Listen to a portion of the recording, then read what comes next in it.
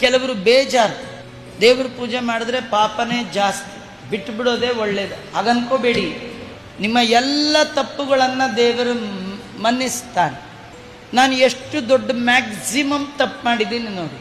ಇಷ್ಟು ತಪ್ಪು ಮಾಡಿದವ ನನ್ನನ್ನು ಕೂಡ ದೇವರ ಅನುಗ್ರಹ ಮಾಡಿದ್ದಾನೆ, ಸನ್ಮಾನ ಮಾಡಿದ್ದಾನೆ. ಅಂದಮೇಲೆ ತಪ್ಪು ಮನುಷ್ಯನ ಸಹಜ ಧರ್ಮ. ಯಾರೋ ಮಾತಾಡ್ತಾ ಹೇಳ್ತಾರೆ, ಮಠಕ್ಕೆ ಹೋಗಿದ್ದೆ, ಎಡವು ಬಿದ್ದುಬಿಟ್ಟೆ ಅಂತ. ಕೇಳಿದವರು, ನೀವು ಯಾಕೆ ನಡೀತೀರಿ? ನಡಿಲೇಬೇಡಿ ಅಂದರೆ, ನಡೆಯೋರೆಲ್ಲ ಎಡವೇ ಹಿಡಿತಾರೆ, ಸಹಜ, ಅದೇನು ಮಾಡೋಕ್ಕಾಗಲ್ಲ. ಎಡವುತ್ತೀವಿ ಅಂತೇಳಿ ನಡಿದೇ ಇರೋಕ್ಕಾಗತ್ತಾ? ಮನುಷ್ಯನ ಸಹಜ ಗುಣ ತಪ್ಪು ಮಾಡೋದು. ತಪ್ಪು ಮಾಡೋದು ತಪ್ಪಲ್ಲ, ಮಾಡಿದ ತಪ್ಪೇ ಸರಿ ಅಂತ ವಾದ ಮಾಡೋದು ತಪ್ಪು. ಇಡೀ ಜೀವನದ ಉದ್ದಕ್ಕೂ ಮಾಡಿದ ತಪ್ಪುಗಳನ್ನು ತಿದ್ದಿಕೊಳ್ಳೋದೇ ದೊಡ್ಡದಷ್ಟೇ, ಮತ್ತೇನಿಲ್ಲ. ಆ ಭಗವಂತನ ಆರಾಧನೆ ಮಾಡಿ ಅವನು ಸರ್ವೋತ್ತಮ ಅಂತ